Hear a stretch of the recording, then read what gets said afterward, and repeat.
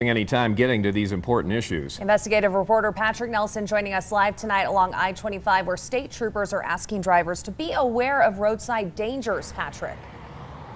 Robin, Elizabeth, since 1967, Colorado has lost 9 state troopers who were struck and killed working roadside scenes. Troopers working the I-25 gap are asking drivers to make a change before more lives are lost. 21, I'm off duty. I'm not sure which troop this is, but she's down. I need supervisor, I need medical, quick. Hit working on the shoulder of I-25, we lost Trooper Jamie Jersevics in 2015. Tragically, just 1 year and 10 days later, it was Trooper Cody Donahue who was killed, also working in the I-25 gap.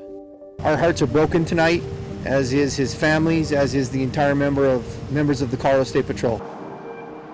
Now Captain J.P. Burt leads the effort to patrol the same stretch of highway where our communities have lost so much. Trooper Jamie Jersevics and Trooper Cody Donahue both lost their lives and made the ultimate sacrifice on I-25 while serving these communities. And really, in honor of them, we want to make this stretch of roadway as safe as we possibly can, not just for our first responders, but for the people that need this roadway every day to do their business and get to their jobs and take care of their families. But with the I-25 gap between Monument and Castle Rock now consumed by 20 miles of construction work, that mission has become a significant challenge. News 5 recently reported on crash numbers showing Colorado State troopers were forced to work the narrow lanes of the gap project to clear hundreds of crashes in the first year of construction. During my ride through the area with Captain Burt, he talked about just how concerned he is. I worry about all of our first responders out here. This is a pretty crowded environment. Even our fire trucks sometimes have difficulty navigating through traffic backups when they're trying to get to a scene. And so once we're outside of our cars, we're a pretty soft target for a 4,000-pound vehicle. Even with move-over laws, State Patrol leaders have tweeted out smashed-up State Patrol cars on the side of highways.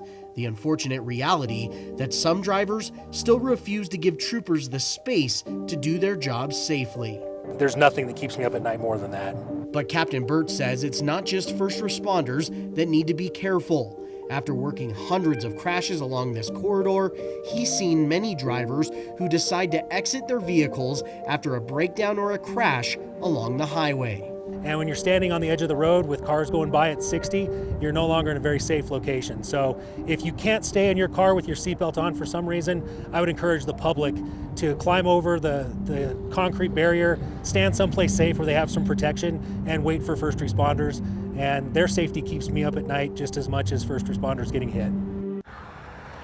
If a driver is caught violating the Colorado move over law, it could cost them hundreds of dollars and even jail time. But state lawmakers aren't done with this issue. More legislation could be on the way that would regulate how fast drivers can pass roadside hazards. Always watching out for you, Patrick Nelson, News 5.